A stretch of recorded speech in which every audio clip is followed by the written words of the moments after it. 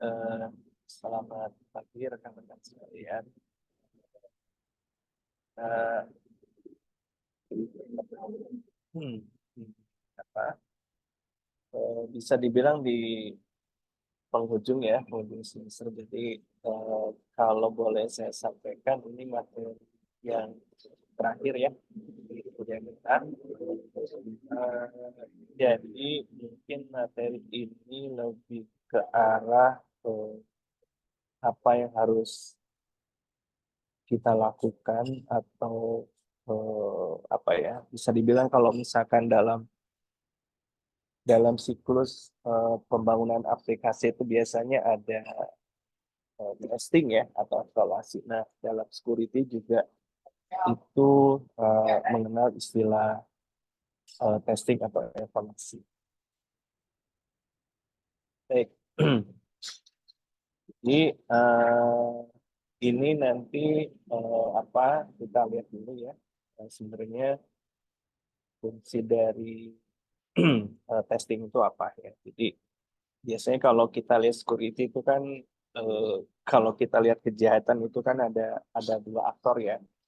Ada ada penjahatnya, ada polisinya. Nah, ini tools yang nanti atau metode yang nanti digunakan itu sebenarnya ya memang bisa digunakan untuk polisi, bisa digunakan untuk penjahat. Jadi kalau misalkan sama halnya kalau kita bicara pisau ya, eh, pisau itu pisau itu bisa digunakan untuk sebuah kejahatan ya, bisa juga untuk dibuat untuk sebuah kebaikan. Itulah. Jadi artinya beberapa pembahasan saya berikut ini akan melibatkan beberapa tools yang tools ini nanti bisa digunakan untuk untuk hal-hal yang positif. Tools juga ini juga bisa digunakan untuk hal-hal negatif ya. Jadi nanti mohon untuk lebih eh, bisa bisa bijak ya untuk bisa. Baik. Ya, jadi kita nanti lihat ada dua hal yang kita bahas ya. Pertama itu adalah menjelaskan sebenarnya teknik apa sih yang digunakan untuk bisa melakukan security testing. Nah, security testing ini nanti kita lihat nanti eh, beberapa metode yang akan digunakan ya. Jadi ada beberapa teknik dan ada beberapa tools ya. Jadi ada dua bahasan, ada teknik atau metode. Yang kedua ini adalah tools. Ya. Jadi tools ini saya kira sekarang sangat banyak ya, sangat berlimpah. Jadi kalau misalkan rekan-rekan tertarik untuk melakukan kegiatan hacking itu sangat banyak tools.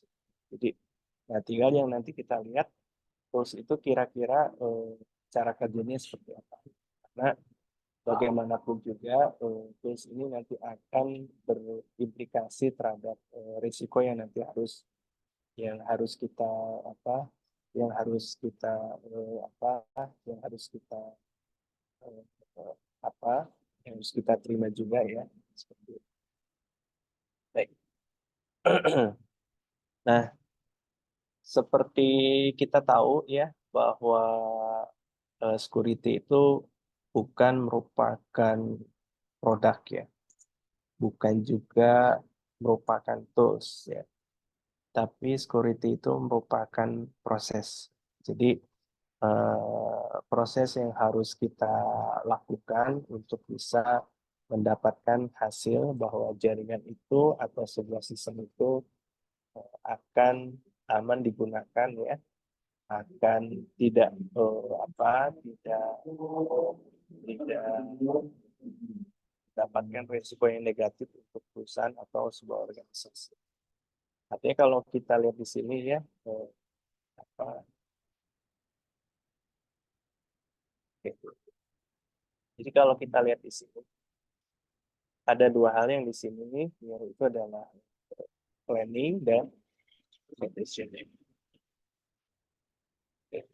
Jadi kalau planning itu artinya pada saat kita ingin merencanakan sebuah solusi security ya dalam sebuah organisasi, itu kita tidak bisa memberikan solusi yang generic. Jadi solusinya itu nanti harus kita sesuaikan dengan kondisi perusahaan ya, kebijakan perusahaannya seperti apa ya, terus apa planning dari perusahaan kaitannya sama security itu seperti apa, terus ya bisa dibilang eh, nilai dari perusahaannya itu apa ya, karena dari situ nanti kita akan melihat kira-kira solusi yang cocok berkaitan dengan security itu apa. Bisa jadi security-nya misalkan memang hanya untuk memberikan keamanan terhadap user, atau bisa jadi karena core business dari perusahaan ini merupakan merupakan data ya. Nah, tentunya nanti perusahaan juga harus berinvestasi terhadap keamanan data. Pada saat yang ingin kita amankan itu data, ya itu jelas beda. Kalau yang ingin kita amankan itu adalah network ya. Secara solusi itu pasti akan. Baik, ya. Jadi seperti tadi saya singgung bahwa security ini merupakan proses ya. Jadi dari proses itu atau fase itu nanti kita akan melihat ya desain ya. Desain ini nanti kita cek dulu. Ya. Kira-kira risk yang nanti bakal muncul itu seperti apa ya dari sebuah organisasi. Terus dari risk itu kita lihat, kita coba assessment dengan sumber daya informasi yang sekarang ada. Kira-kira kelemahannya apa? Kelemahannya apa? Nah, proses ini kan terus menerus ya. Nah, dalam salah satu proses itu misalkan untuk mengecek, mengidentifikasi risiko ataupun eh, kelemahan ya. Nah, proses untuk mengecek kelemahan ini yang nanti kita lakukan dengan pendekatan security testing. Jadi kurang lebih jalan ceritanya seperti itu. Oke. Nah, beberapa beberapa teknik untuk melakukan security test ini, saya kira ya sebuah teknik yang memang secara keseluruhan harus komprehensif ya. Karena seperti kita tahu bahwa security ini bukan cuma berbicara masalah perangkat, tapi segala hal. Kayaknya nanti rekan-rekan kalau misalkan ingin coba melakukan security assessment gitu ya, setidaknya memang harus paham dulu nih apa yang harus kita miliki ya untuk supaya kita bisa memberikan solusi security secara komprehensif kepada sebuah perusahaan atau organisasi. Ya, nah ini beberapa hal yang nanti rekan bisa coba explore ya kaitannya sama security. Jadi pertama sekali ya, yang apa sih yang harus kita lakukan terhadap keamanan terhadap sumber daya informasi ya. Pertama ini adalah device ya. Jadi device hardening ini bisa dibilang kalau misalkan kita punya sebuah perangkat ya, maka yang harus kita amankan pertama kali ya, itu adalah bagaimana perangkat ini aman secara fisik. Aman secara fisik. Aman secara fisik itu apa? Berarti dia memang harus diletakkan atau berada pada lokasi yang memang susah dijangkau untuk orang yang tidak berkepentingan ya, atau memang dia itu berada di lokasi yang memang secara secara kualitas lokasi itu memang lebih baik ya seperti itu daripada lokasi yang lain. Nah, makanya nanti kita kenal ada istilah data center ya. Jadi data center itu merupakan sebuah area yang memang didesain untuk perangkat-perangkat network ya atau perangkat-perangkat server, sehingga perangkat-perangkat itu harapannya adalah dia bisa bekerja secara maksimal. Oke. Nah, selain hardening ya. Jadi kalau hardening itu kan menguatkan ya. Selain fisik, kita juga nanti harus melakukan proses hardening secara logik juga. Ya. Nah, hardening secara logik ini kan nanti metodenya banyak ya. Jadi bisa dilihat dari sudut pandang sistem operasinya ya, atau bisa dilihat dari sudut pandang tata kelola. Ya. Jadi kalau dalam sudut pandang logik, misalkan sistem operasi, nah mungkin di sini akan dibahas lagi ya. Jadi, kita juga harus memperhatikan sistem operasi yang kita install ya di dalam sebuah server itu memang harus sistem operasi yang hasil analisa itu merupakan sistem operasi yang paling aman. Ya, ya walaupun kalau dibilang mana sih sistem operasi yang tidak aman, yang paling aman ya, sebenarnya itu relatif ya. Karena masing-masing sistem operasi itu pasti punya kelebihan maupun kekurangan ya. Jadi kita tidak bisa mengeneralisir bahwa Windows itu tidak aman, itu tidak bisa. Atau misalkan kita mengeneralisir bahwa Linux merupakan sistem operasi paling aman, itu juga tidak bisa. Jadi nanti kita harus meletakkan sebuah solusi ya atau sebuah brand itu memang sesuai dengan peruntukannya seperti itu. Nah, selain device hardening, kita juga nanti harus mengetahui ya secara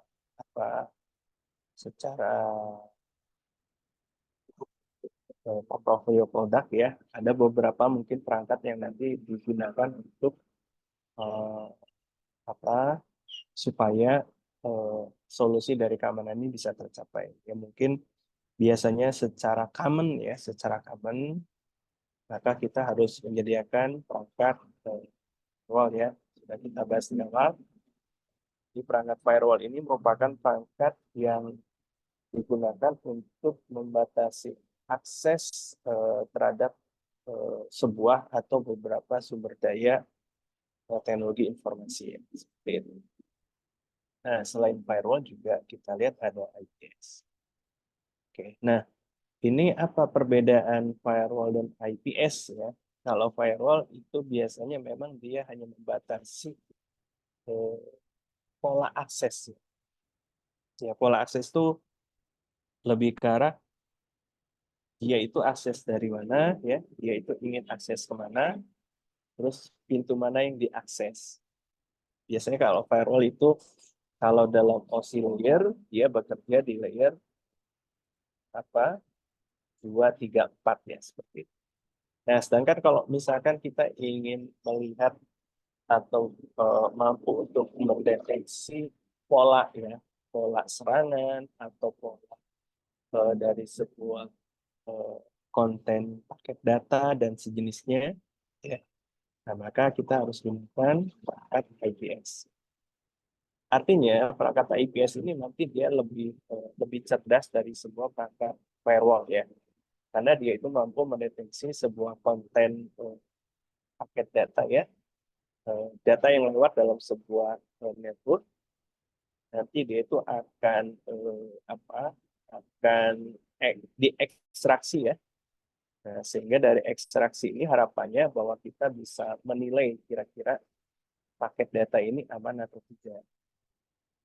Karena bisa jadi beberapa ancaman ya, itu dia akan menggunakan akses yang biasa ya. Jadi bukan akses yang anomali ya. Artinya dia setelah melewati firewall itu dianggap sebuah paket yang normal ya. Namun setelah diekstrak paket datanya, yaitu akan ketahuan ini merupakan paket yang secure atau tidak. Nah, makanya disitulah gunanya dari IPS. Baik, selanjutnya adalah kita kenal dengan apa atau kemampuan yang nanti harus dimiliki oleh seorang hacker itu adalah programmingnya. Ini jelas sekali penting ya, karena kalau kita lakukan security testing ya, kalau security testingnya itu hanya menilai sebuah jaringan, saya kira kalau basic program itu baru begitu.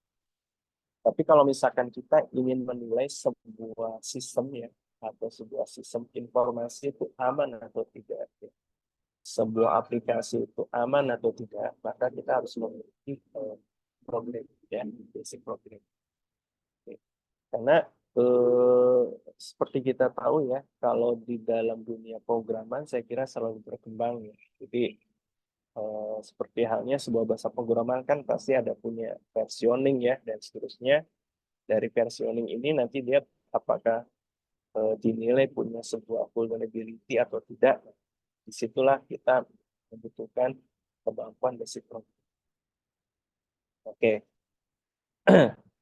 Nah, terus selanjutnya adalah kemampuan apa yang harus dimiliki oleh seorang apa seorang security assessor ya seperti itu yang harus yang harus diketahui itu adalah masalah kemampuan terhadap jaringan ya. Oke, jadi nanti di jaringan ini nanti kita lihat ya. Ini sebenarnya tabel rutinnya sudah bagus atau enggak sih? Terus IP plan-nya ini sudah bagus atau tidak? Terus proses autentikasi dalam sebuah jaringan itu sudah bagus atau tidak? Jadi disitulah nanti seorang dengan kemampuan network engineer itu akan menilai. Karena kalau misalkan kita lihat salah satu jalan masuk dalam sebuah jaringan dalam sebuah sistem itu kan pasti melalui jaringan. Artinya nanti dari situ dia akan menilai ini kira-kira topologi jaringannya sudah aman atau tidak. Dan yang terakhir yang harus kita ketahui juga itu kaitannya sama masalah network vulnerability dan mitigation ya. Jadi seperti kita singgung di awal ya, di awal perkuliahan bahwa ada vulnerability, ada risk mitigation. Jadi kalau vulnerability ini nanti kita nilai sebuah sistem itu apakah dia itu memiliki kelemahan ya.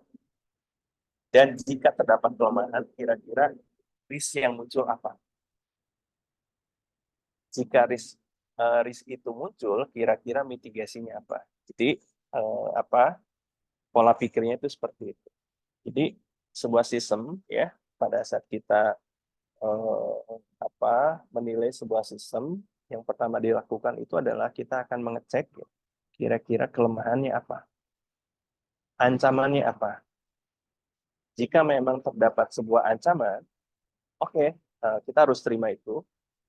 Nah, kalau ancaman itu bisa dieksploit oleh pihak eksternal, kira-kira risk yang muncul apa? Misalkan risk yang muncul misalkan datanya hilang ya, ataupun misalkan server jadi down ya seperti itu, atau aplikasi jadi tidak bisa diakses ya. Nah, jika terjadi sebuah risk ya, maka kira-kira mitigasinya apa? Karena risk itu tidak bisa dihindari ya. Jadi risk dalam sebuah sistem itu pasti tidak bisa dihindari ya. Yang kita lakukan itu adalah melakukan mitigasi. Ya, melakukan mitigasi. Kira-kira responnya apa ya jika terjadi sebuah insiden? Itu adalah risk mitigasi. Baik, kita lanjut ya. Jadi yang kita istilahkan bahwa security testing ini kalau bahasa umumnya adalah STA ya, jadi security testing and evaluation. Jadi tujuan dari sebuah security testing itu adalah kita melihat ya bagaimana sebuah desain dari sebuah sistem ya atau sebuah aplikasi ya itu kita lihat uncover desain ya. Jadi desainnya nanti kita coba analisa ya apakah desain ini nanti menjadi pemicu dari sebuah insiden keamanan ya. Terus proses implementasinya juga nanti harus kita cek juga ya. Karena ada kemungkinan ya, walaupun desainnya bagus, tapi kalau implementasinya itu kurang terarah ya, atau tidak menggunakan standar ya, maka ini juga akan menimbulkan masalah. Dan yang tidak kalah penting dan bisa dibilang sangat penting ya, itu adalah masalah operasional. Ya, jadi operasional, karena kan walaupun memang kita sudah punya desain yang bagus ya, implementasinya sudah bagus, oh ternyata ada yang miss dalam proses operasionalnya, misalkan SOP yang kurang tepat ya, ataupun policy ataupun aturan penggunaan sumber daya teknologi informasi yang kurang tepat, dan itu juga nanti harus dinilai secara komprehensif. Ya. Dan hal selanjutnya misalkan ada kaitannya sama mekanisme security ya, terus assurance ya, terus dan tidak lupa juga itu kaitannya sama, ini ada dua hal ya di poin ketiga ini, sistem dokumentasi dan konsistensi. Jadi ini kaitannya adalah kalau misalkan rekan-rekan memberikan solusi ya dalam siklus project, itu biasanya di akhir project itu kan pasti ada pembuatan dokumentasi ya. Nah, nanti kita nilai ini kira-kira sistem dokumentasinya itu sesuai dengan dokumentasi kan. Nah, ada kemungkinan bahwa sebuah dokumentasi itu dibuat ya, itu berdasarkan template. Nah, makanya nanti rekan-rekan harus bisa menilai kira-kira sistem dokumentasi yang dihasilkan oleh sebuah perusahaan itu ya, itu sesuai dengan implementasi yang ada. Jadi itu adalah challenge. Baik. Oke. Nah, ini yang ini merupakan metode ya. Selanjutnya adalah saya coba saya kenalkan beberapa metode ya. Jadi metode yang common ya. Metode yang common yang digunakan untuk melakukan network testing ya dan evaluasi. Yang pertama dan ini paling populer ya, itu yang kita namakan sebagai penetration testing. Jadi dari namanya kita lihat ini merupakan tes penetrasi ya. Jadi tes penetrasi itu nanti kita coba simulasikan ya, simulasikan ada sistem ya, terus ada ada serangan ya terhadap sistem itu sendiri. Jadi dengan adanya penetration testing ini nanti kita akan coba mensimulasikan terhadap sistem yang kita punya ini, kira-kira apakah dia itu mampu untuk merespon serangan itu atau tidak. Itu. Artinya dari dari penetration testing ini nanti harapannya adalah untuk melihat visibility atau kekuatan dari sistem yang kita miliki, apakah dia itu sanggup untuk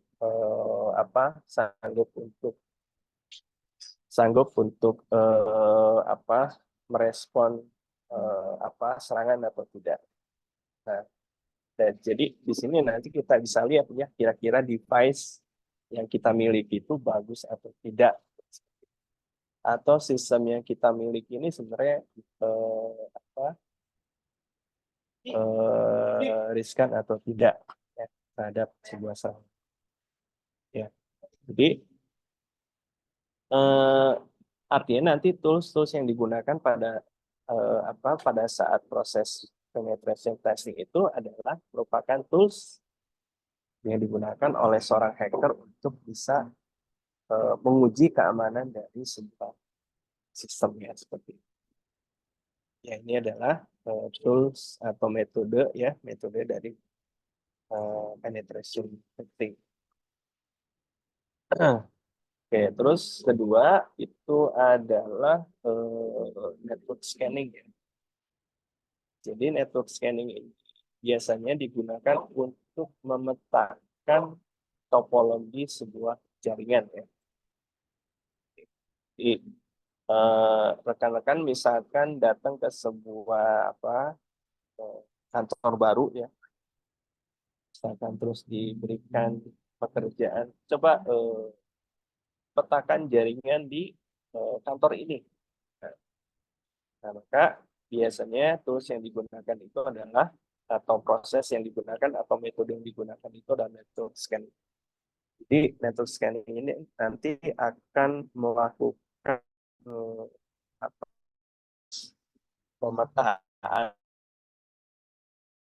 berapa saja ya, terus server yang terkoneksi dalam jaringan itu server apa saja ya, sampai mungkin kita melihat eh, seberapa besar jaringannya, seberapa besar jaringan, karena ini akan penting ya pada saat kita memberikan solusi keamanan. Terus metode yang ketiga ya, ini adalah vulnerability scanning ya. Jadi kita lihat kira-kira apakah ada ya potensial weakness ya, potensial weakness dalam sistem kita. Jadi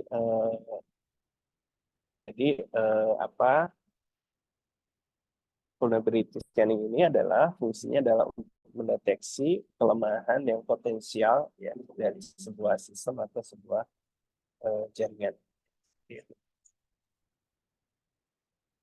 Metode yang berikutnya itu adalah password cracking ya. Jadi password cracking ini nanti untuk digunakan untuk mencoba seberapa baik sistem autentikasi yang kita miliki.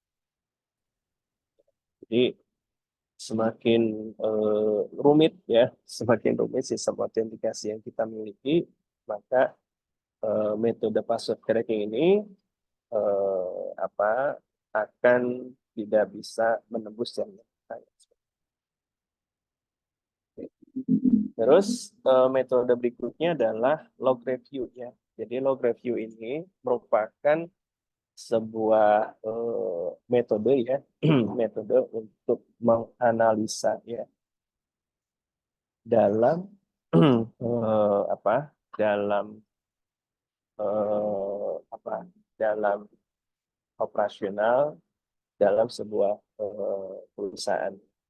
Jadi nanti kita lihat kalau log itu kan nanti bekerja mencatat ya, mencatat perjalanan dari sebuah sistem ya, dari sebuah sistem. Jadi misalkan dia akan mencatat proses yang dilakukan oleh sebuah perangkat itu apa saja ya. Misalkan dia melakukan proses penghapusan virus ya, virusnya itu jenis apa ya, dia diakses dari atau dikirimkan dari mana. Nah itu semuanya nanti akan tercatat dalam sebuah log. Nah makanya log review ini sangat penting ya, karena ini merupakan histori kejadian dari sebuah organisasi ya. Karena kalau misalkan kita sudah tahu ada insiden ya, tapi kita tidak punya log, ya, kita barang buktinya mana? Ya, seperti itu kan. Karena kan kalau misalkan kita nanti mengklaim sebuah asuransi misalkan, ini perangkat jaringan ini aman misalkan. Ya. Terus ternyata terjadi insiden ya. Nah, maka untuk bisa melihat melihat itu terjadi insiden itu dapatnya dari mana? Ya, dari log. Hanya proses log review ini sangat penting untuk melihat histori dari sebuah insiden. Oke, metode berikutnya ya itu adalah integrity checker ya. Integrity checker ini biasanya sangat efektif ya pada saat berkaitan bekerja dengan proses perpindahan dokumen ya, perpindahan dokumen atau perpindahan sebuah berkas. Ya. Nah, ini adalah kalau misalkan rekan-rekan melakukan konfigurasi ya dalam sebuah sistem. Oke. Untuk melihat apakah sudah terjadi perubahan konfigurasi atau enggak, ya. Maka yang sederhana itu adalah apakah terjadi perubahan pada file konfigurasinya. Nah, maka kalau sudah terjadi perubahan di file konfigurasi, itu sudah dipastikan bahwa akan pasti sudah terjadi perubahan dalam sebuah sistem. Nah, nanti kita lihat sama halnya kalau kita mengenai membackup sebuah data ya. Ini database yang sudah di backup ini benar atau enggak? Atau jangan-jangan sudah sudah di inject ya dengan data yang tidak benar ya, atau diinjek dengan sebuah virus. Nah, maka untuk mendeteksinya adalah dengan tes ya, ini sangat penting. Ya, dan yang langkah terakhir saya kira lakukan ya, ini biasa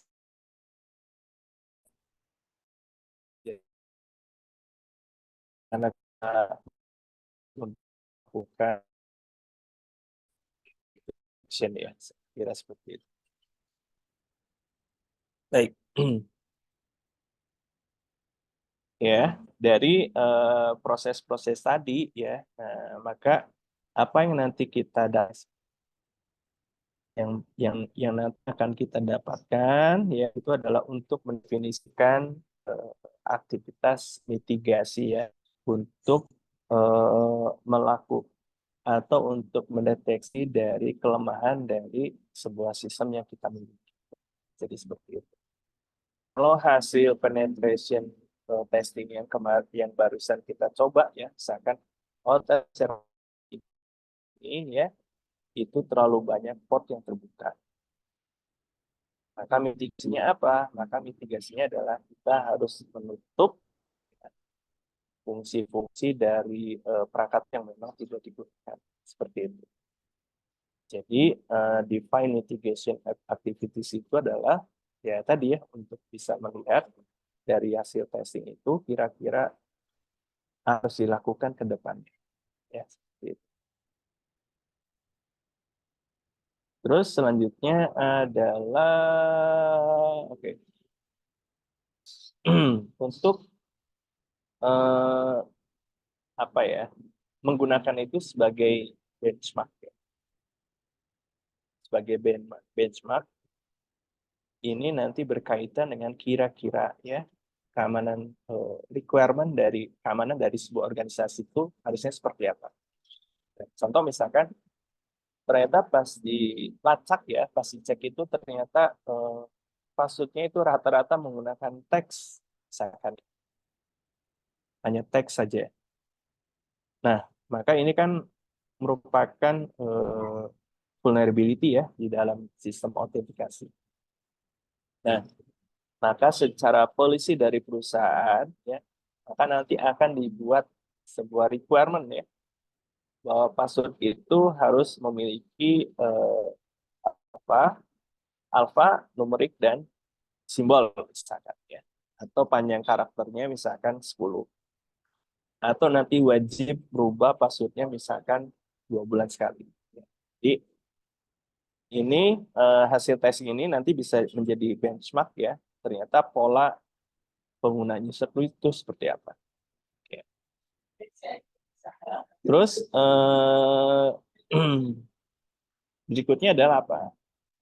Untuk menilai dari status implementasi dari sebuah requirement tadi ya. Jadi kalau misalkan kita punya requirement itu ada 10 ya, ada 10 bidang. Maka proses apa akan menilai dari 10 bidang itu kira-kira yang baru realisasi berapa. Ya. Oh, misalkan baru 7 ya. 3 lagi ini kenapa belum terrealisasi. Nah, itu jadi siklusnya seperti itu. Ya. Selanjutnya adalah untuk untuk bisa melakukan posting ya, posting anggaran seperti itu. Karena kalau kita bicara security ya, ini sorry to say ya, secara investasinya memang sangat besar. Jadi kalau misalkan rekan-rekan concern terhadap keamanan sebuah sistem, itu jangan kaget ya, secara investasinya pasti sangat tinggi. Tapi memang itulah yang memang harus dibayar ya, untuk proses pengamanan sebuah sistem informasi atau sebuah data. Jadi karena proses untuk mengamankan itu kan sebuah proses ya, jadi banyak pihak yang terlibat. Kalau misalkan memang secara costing itu memang sangat mahal ya, nah nanti kan kita akan coba ya cari solusi. Kira-kira ini tahapannya seperti apa? Oh ya udah, kita misalkan punya proyeksi untuk mengamankan sistem itu ada misalkan 2 tahun. Nah dari 2 tahun ini kira-kira untuk tahun pertama kira-kira apa yang akan kita jalankan. Tahun pertama apa, tahun kedua apa, ya seperti itu. Jadi ini memang sangat berpengaruh terhadap costing juga. Oke, berikutnya adalah enhance other activities ya, misalkan ada assessment, certification. Jadi nanti kita lihat kan kalau kita tahu sebuah organisasi itu kan bisa di sertifikasi ya level keamanan kan ISO 27000 ya. Nah, maka biasanya untuk bisa mencapai sebuah sertifikasi itu ya kan ada proses assessment ya seperti itu. Nah, kira-kira apa ini yang kurang supaya nanti untuk mencapai derajat sertifikasi ISO 27000 ya. Nah, itulah perlunya dari evaluasi. Dan yang terakhir ini adalah sebagai reference point ya untuk melakukan tindakan korektif ya, tindakan korektif. Jadi setelah melakukan assessment misalkan ada temuan sampai 100 misalkan. Kan nanti akan kita cicil ya. Ini poin 1 solusinya seperti apa ya, targetnya kapan. Nah, tapi jangan salah ya, pada saat hari ini misalkan kita menemukan problem ada 10 ya, hari ini diselesaikan bisa jadi besok ada insiden baru. Karena tadi ya saya bilang bahwa security itu merupakan proses. Jadi memang makanya dalam sebuah organisasi yang mature ya, itu pasti mereka punya tim security ya, punya security ops karena security ini memang ya sesuatu yang harus kita selalu awasi sepanjang waktu ya. Baik. Nah, ini adalah beberapa tools yang bisa rekan-rekan gunakan ya untuk melakukan proses-proses security testing ya. Pertama itu adalah Nmap ya. Nah, ini Nmap merupakan tools standar ya, bisa jadi state of the art ya, state of the art-nya dari tools keamanan, karena dia itu memiliki kemampuan untuk mendiscover ya, untuk melihat kondisi jaringan ya, kondisi dari sebuah server ya, bisa mengecek vulnerability dari services dan sebagainya. Ya, jadi bisa dibilang ini merupakan tools yang nanti wajib rekan-rekan kuasai ya pada saat melakukan proses security testing. Oke. Ini ada dua ya, ada Nmap dan Zenmap. Ini sebenarnya toolsnya sama ya. Bedanya adalah kalau Nmap ini merupakan CLI, ya, CLI, command line, sedangkan kalau Zenmap ini sudah sudah GUI ya, sudah GUI. Seperti itu. Oke. Terus tools yang kedua ini adalah super scan ya. Jadi super scan ini nanti untuk apa? Untuk lihat kira-kira service atau eh, kondisi dari server itu ya, atau kondisi dari sebuah perangkat jaringan itu, apakah terdapat open port atau tidak. Ya. Jadi biasanya ya eh, orang ya seorang hacker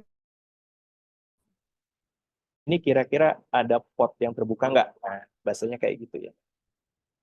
Kalau ada port terbuka, artinya ada kemungkinan kita bisa masuk ke dalam. Port identik dengan pintu ya. Seorang maling kan pertama itu akan ngecek ya. Kira-kira ada berapa pintu? Ada 10 pintu. Oke, 10 pintu. Pintu yang terbuka ada berapa buah? Oh, ada 2. Oke. Pintu yang terbuka ada 2, itu yang ada yang jagain nggak? Misalkan. Oh, ada. Ada nggak pintu yang tidak dijagain? Oh, ada 1. Nah, dari situlah kita masuk. Nah, makanya tools dari SuperScan ini nanti akan melakukan pengecekan kira-kira ada port yang tidak aman atau tidak. Oke, tools yang ketiga ini adalah SIEM ya. Jadi ini biasanya digunakan untuk melakukan proses assessment dari sebuah perusahaan ya. Nah, karena nanti dia itu punya fungsi untuk mengenerate hasil laporan. Jadi kalau kan ingin memberikan layanan security assessment dalam sebuah perusahaan ya, dan dan menginginkan hasil report ya yang baik ya seperti itu. Nah, maka silakan rekan-rekan gunakan SIEM. Oke. Terus ada LANGuard ya. Jadi LANGuard ini merupakan security scanner sama juga ya untuk bisa mendetek kelemahan dari sebuah sistem. Oke, nah ini tripwire ya, ini tripwire unik ya toolsnya ya. Jadi dia bisa mengecek kira-kira konfigurasi dari perangkat kita itu sudah baik atau enggak. Ya, itu ini sangat penting juga. Baik, nah, tools yang berikutnya hampir sama dengan Nmap ya. Kita kenal ada Nessus ya, juga sama untuk bisa menilai ya apakah ada apa kelemahan atau tidak ya. Gitu. Terus yang lain juga ada password cracking ya. Ini bisa kita gunakan untuk menguji kira-kira password yang atau metode autentikasi dari sebuah sistem itu sudah bagus atau belum. Oke, dan yang terakhir ini ada tools Metasploit. Jadi saya kira kalau misalkan rekan-rekan coba meriset ya tools yang sering digunakan oleh hacker, ini adalah merupakan tools yang sangat sering digunakan ya, selain dari Nmap tadi. Oke ya. Nah, ini di sini mungkin penjelasan secara detail dari masing-masing tools ya. Jadi yang pertama adalah Nmap. Jadi Nmap itu nanti dia akan apa melakukan proses scanning ya, proses scanning dari port dari sebuah server ya atau sebuah perangkat jaringan. Oke. Jadi dia akan melakukan scanning apakah ada port yang hidup atau tidak ya seperti itu, ada pintu yang terbuka atau tidak ya. Terus selain scanning dia juga akan melakukan proses sweeping. Jadi sweeping itu apakah terdapat pintu yang terbuka dalam sebuah server atau sebuah perangkat ya, pintunya lebih dari 1. Ini nanti dia cek. Kalau misalkan ada pintunya 100 ya dia cek pintu mana saja yang terbuka. Ya. Oke. Selain sweeping, terus berikutnya adalah steal. Jadi kalau steal itu sama juga sebenarnya prosesnya scanning, tapi dia itu akan lebih dalam. Lebih dalamnya contohnya apa? Contohnya adalah misalkan ini kalau misalkan ada pot yang terbuka ya, nah kira-kira ini potnya relatif aman atau tidak? Ya, jadi seperti itu. Ya, kira-kira kalau misalkan potnya, misalkan kita punya sebuah pot yang memang harus dijaga ya, terus dia akan melakukan pengujian. Kira-kira ini rawan atau tidak terhadap sebuah ancaman. Nah, selain melakukan still tadi ya, eh, scanning atau sweeping, dia juga nanti akan bisa menganalisa kira-kira sistem di remote itu seperti apa. Oke. Nah, salah satu yang dimiliki oleh Nmap itu dia bisa melakukan pengecekan operating system. Identification. Identification ini sangat penting ya, karena dari seorang hacker itu akan bisa menilai kalau sistem operasinya A, ya maka dia akan menggunakan tools sesuatu ya, tools A juga. Jadi kalau misalkan ternyata ditemuin bahwa sistem operasinya itu misalkan B ya, maka untuk bisa mengeksploit dari sistem operasi B itu nanti dia akan mengecek ya, oh ini kelemahannya apa, kan? Maka dia akan menggunakan tools yang berbeda juga. Ya, jadi itu adalah yang bisa dilakukan oleh NMAP. Nah, terus berikutnya ya ada 3 tools di sini. Ya, yang kedua ini adalah super scan.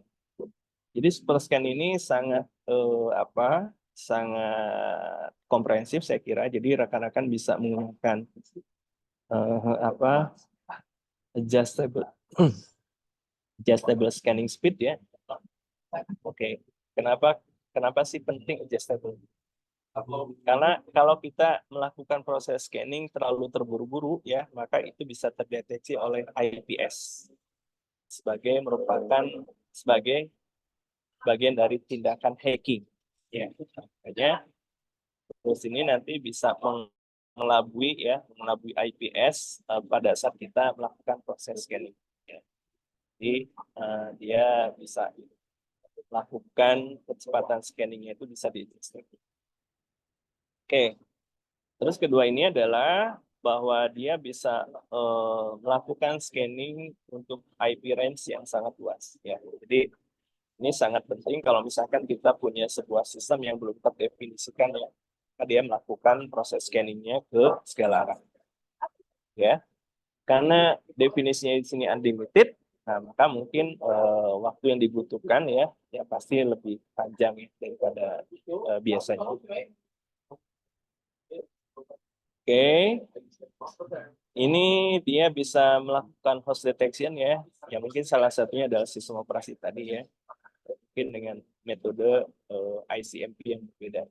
Ini kalau ini saya belum coba teknik ICMP metode itu metodenya seperti apa saja saya belum bisa saya belum mencoba ya seperti itu. Tapi kalau misalkan rekan-rekan apa sih ICMP ya? Nah, ICMP ini kalau misalkan rekan-rekan lakukan perintah ping ya, nah itu sebenarnya melakukan ICMP. Oke, terus ada TCP sync ya. TCP sync ini ya biasanya digunakan untuk mengelabui dari sebuah server ya atau sebuah perangkat jaringan. Seperti kita tahu kalau proses TCP itu kan ada handshaking ya. Jadi ada start, ada end ya. Gitu kan. Jadi paket yang valid itu pasti diawali ya oleh ada start sama end. Maka supaya ini tidak dianggap sebagai sebuah paket yang tercatat ya, nah maka dia itu akan melakukan sebuah simulasi proses yang memang yang pada akhirnya tidak dideteksi sebagai sebuah serangan ya seperti itu. Oke, Dan yang tidak kalah penting ya, teman-teman kan butuh report. Ini bisa, fungsi dari super scan ini dia bisa menghasilkan sebuah report ya, yang nanti bisa di-storekan kepada pihak manajemen. Oke. Dan seterusnya ya, seperti itu. Baik. Nah, untuk yang lebih profesional, biasanya tim security assessment, ya, asesor ya seperti itu, maka akan menggunakan tools SIEM. Ya. Jadi ini karena memang dia itu sudah merupakan apa ya istilahnya event management ya. Jadi tools ini nanti dia bisa melakukan reporting ya, reporting secara jangka panjang seperti itu. Long term analysis dan security event. Jadi ya kurang lebih hampir sama dengan IPS ya, tapi dia akan melihat kira-kira ada proses apa saja sih yang terjadi dalam sebuah jaringan ya seperti itu ya. Terus event-event apa saja yang nanti bisa menyebabkan permasalahan ya dalam sebuah jaringan atau sebuah sistem ya. Jadi ini prosesnya terus berlanjut. Nah, makanya nanti secara fungsi ya, nanti ada di sini ada 4 essential function ya. Yang pertama itu adalah forensic analysis. Jadi forensic analysis ini nanti adalah kemampuan untuk bisa melacak sebuah insiden keamanan ya. Terus kira-kira dari insiden keamanan ini nanti bisa disimpulkan. Misalkan ini jenis virusnya apa ya, asalnya dari mana, dia masuk melewati apa, server yang dia cari itu apa. Ya, jadi ada source, destination, terus ada substansi serangannya seperti apa nanti bisa dianalisis secara forensik ya seperti itu. Kan kalau kita lihat di forensik konvensional juga kan sama ya. Ini siapa yang melakukan tindakan kejahatan ya, melakukannya dengan senjata apa ya, kapan dia melakukan ya seperti itu. Ya mungkin sampai ujung-ujungnya itu adalah motif yang dilakukan oleh penjahat untuk melakukan kejahatan itu. Ya seperti itu. Terus yang kedua ini adalah korelasi ya. Nah, korelasi ini kaitannya sama logs ya. Antara logs ya dan thread. Nah, seperti itu. Oke. Karena dari log itu sebenarnya kelihatan ya. Kalau misalkan terjadi ancaman terhadap sebuah web server, ya, maka bisa dibilang bahwa ada serangan kepada web server. Selanjutnya adalah ada agregasi ya. Ini kaitannya mungkin ada beberapa event yang berulang ya, berulang terus-menerus. Nah, ini bisa disimpulkan secara statistik. Ini serangan yang paling sering muncul yang masuk ke jaringan kita ini apa? Ya, apakah DDoS ya, apakah ransomware, apakah virus ya, apakah justru adalah misalkan serangan man in the middle attack misalkan ya. Nah, ini bisa kita uh, analisa di fungsi agregasi. Oke. Dan yang keempat ini adalah fungsi retention ya. Nah, fungsi retention ini ya kaitannya sama laporan yang sudah lampau ya. Jadi kalau misalkan ini sudah terjadi ya, hari ini terjadi insiden, ternyata kita punya data, oh ini insiden ini pernah terjadi juga 6 bulan yang lalu. Jadi kita bisa buka tuh insiden 6 bulan yang lalu itu seperti apa kejadiannya, mitigasinya seperti apa. Nah, maka disitulah kita bisa melakukan tindakan. Oke, nah makanya beberapa detail yang bisa ditawarkan oleh CM ya. Nah, ini lebih dalam lagi ya, bisa menemukan informasi usernya ya. Kalau dia memang sudah eh, terkoneksi dengan eh, apa namanya itu user manager ya seperti itu. Kalau tidak ya minimal alamat asalnya itu bisa dideteksi. Terus kedua ini adalah device information ya. Jadi sangat penting nih, ya kan? Kira-kira laptop yang nyerang jaringan kita itu apa? Ya kan? Mereknya apa? Mungkin sampai MAC address-nya berapa? Karena dari MAC address nanti ketahuan. Ya, oh ini komputernya si ini. Seperti itu. OS versinya apa ya? Ini nanti bisa kita cek. Oke ya, dan seterusnya. Baik, oke ya. Jadi itu ya. Jadi beberapa hal yang menjadi concern kita ya pada saat kita melakukan proses security testing ya, seperti itu. Security testing and evaluation ya, STA ya. Jadi ada beberapa hal yang nanti harus kita perhatikan ya. Yang pertama adalah ya seperti tadi saya singgung awal bahwa security adalah proses ya, adalah proses. Makanya nanti kalau kita bicara proses ya, pasti dalam sebuah perjalanannya pasti ada proses perencanaan ya, ada proses implementasi dan ada proses evaluasi gitu ya. Jadi itu merupakan siklus yang terus-menerus berputar. Oke. Artinya nanti kalau kita untuk menilai sebuah sistem itu aman atau tidak, ya lakukan proses proses perencanaan yang baik, proses implementasi yang baik ya seperti itu. Baik. Terus berikutnya adalah apa kemampuan yang harus kita miliki ya, seperti tadi sudah saya singgung ya. Ada device hardening ya, dia juga harus bisa mengkonfigurasi sebuah firewall ya, IPS, paham sistem operasi yang aman dan seterusnya, memiliki basic programming yang baik ya, memahami jaringan ya, dan juga adalah bisa tahu update dari kelemahan dari sebuah sistem ya. Dan tidak lupa adalah dia bisa melakukan mitigasinya. Oke, nah ini merupakan yang ketiga adalah metode ya, metode yang kita lakukan untuk melakukan security testing ya, ada penetration sampai virus detection ya.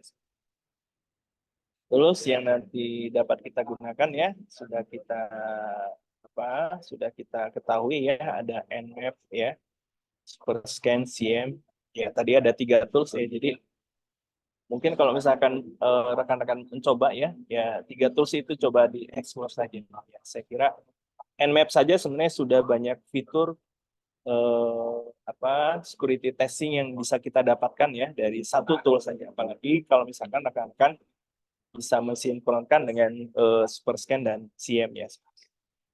Oke, terus berikutnya ada ya tadi ya sudah saya jelaskan beberapa fitur dari Nmap ya. Terus ada CM dan yang terakhir adalah Superscan ya. Oke, mungkin itu ya rekan-rekan sekalian. Barangkali ada yang ditanyakan, silakan.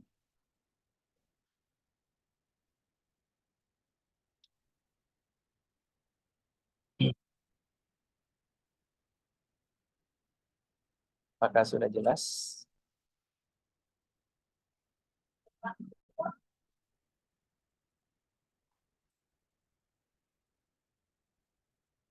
Ya, mudah-mudahan jelas.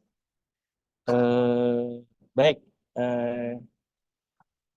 jadi ini nanti untuk materi nanti akan saya share ya di grup. Terus berkaitan dengan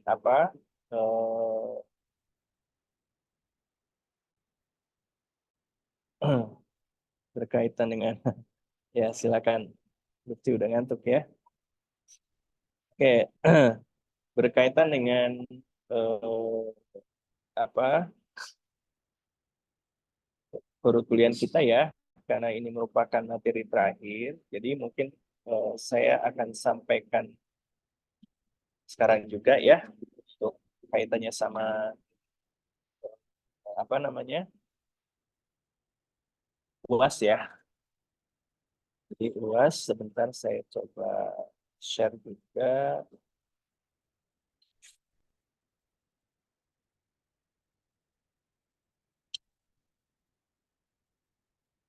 Hmm.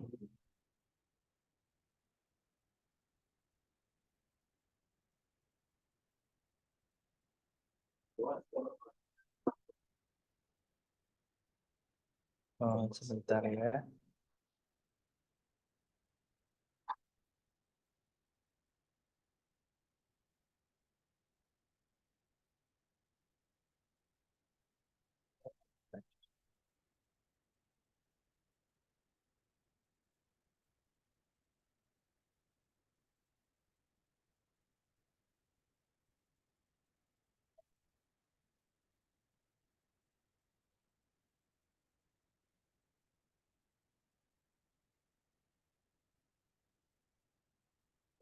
Saya share ulang.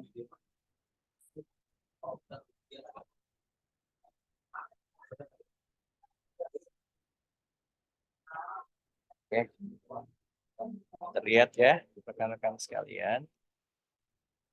Eh, jadi karena kita ada apa? Ada satu pertemuan lagi ya, dan 2 minggu lagi kalau tidak salah UAS seperti itu. Jadi ini merupakan perlu saya sampaikan untuk UAS ya. Ini nanti rekan-rekan silakan menggunakan silakan mengerjakan tugas akhir ini ya. Jadi tugas akhir ini nanti akan saya gunakan untuk menilai nilai UAS ya, rekan-rekan sekalian. Nah, pertama, nah, ya, jadi kalau kita review ada 14 materi ya, 14 materi yang mungkin secara teknis saya sampaikan langsung ataupun melalui studi mandiri ya, itu ada sekitar 14 materi ya, dari awal kita bahas tentang security network, terus ada network threats, device monitoring, ada firewall, IPS ya, endpoint, VPN dan seterusnya ya. Yang terakhir ini adalah security testing ya, network security testing. Nah, dari 14 materi ini nanti saya minta rekan-rekan untuk membuat sebuah artikel ya, yang membahas tentang keamanan baik itu komputer ataupun jaringan ya, dengan eh, referensi dari salah satu materi tersebut ya, bisa menggunakan salah satu dari 14 materi tersebut ya, atau gabungan dari beberapa materi ya, itu juga boleh ya. Jadi misalkan menggabungkan antara security testing sama kaitannya sama manajemen risk misalkan, itu juga boleh. Atau misalkan rekan-rekan ingin menggabungkan antara firewall ya dengan IPS, nah itu juga boleh. Atau bahkan di luar materi tersebut ya, itu boleh saja ya. Yang penting adalah ada atau related sama masalah security ya. Kan security kan sekarang bisa dibilang bidang ilmu yang sangat luas ya.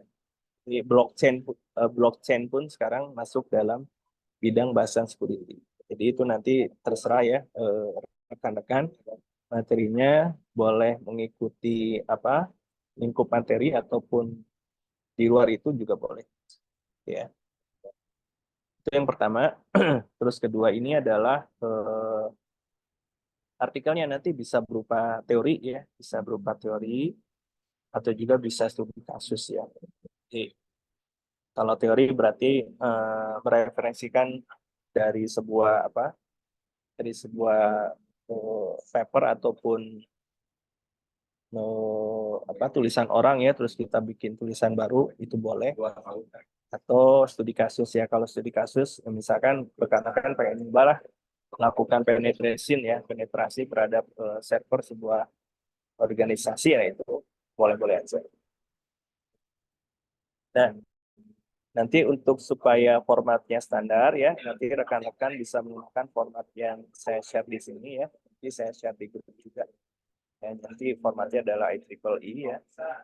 Nah, makanya karena format IEEE ya mungkin panjang artikelnya nggak usah panjang-panjang ya. Mungkin 4 sampai 5 halaman lah. 4 boleh ya, minimal 4, maksimal 5 ya, seperti itu.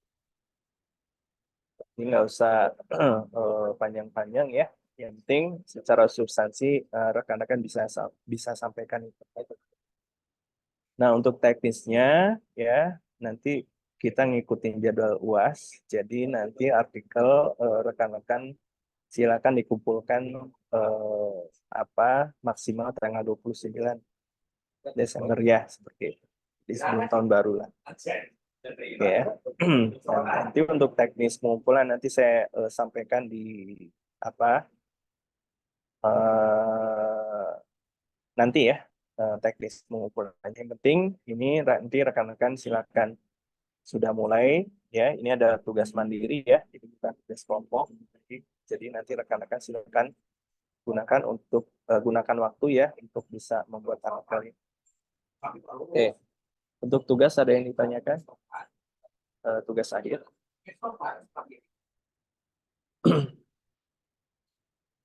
Jelas ya? Jelas, Pak. Oke, baik. Mau minta PPT-nya. Ya, Boleh. gimana? Gimana, Asmi?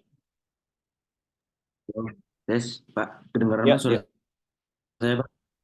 Izin mau minta PPT-nya paling, Pak. Oh, baik, baik. Nanti saya sampaikan di grup ya. Oke, baik, Pak. Terima kasih banyak, Bapak. Oke, baik. Nanti mungkin untuk pertanyaan selanjutnya mungkin akan saya sampaikan di grup ya. Nah, terus apa beberapa teman-teman yang belum bisa masuk nanti ke net akad ya. Jadi saya hari ini coba selesaikan, nanti saya sampaikan di grup ya. Oke, baik. Mungkin itu rekan-rekan ya yang bisa saya sampaikan hari ini ya. Terima kasih ya atas perhatian rekan-rekan sekalian ya. Dan mohon maaf jika selama penyampaian kuliah ini nanti ada kekurangan ya. Karena ini kalau boleh saya jujur merupakan mata kuliah baru ya di kurikulum baru. Jadi ini memang masih perlu banyak perbaikan ya seperti itu. Jadi saya sampaikan mohon maaf jika memang ada kekurangan yang seperti itu. Baik, mungkin untuk pertemuan hari ini saya cukupkan ya. Saya tutup. Assalamualaikum warahmatullahi wabarakatuh. Waalaikumsalam. Waalaikumsalam.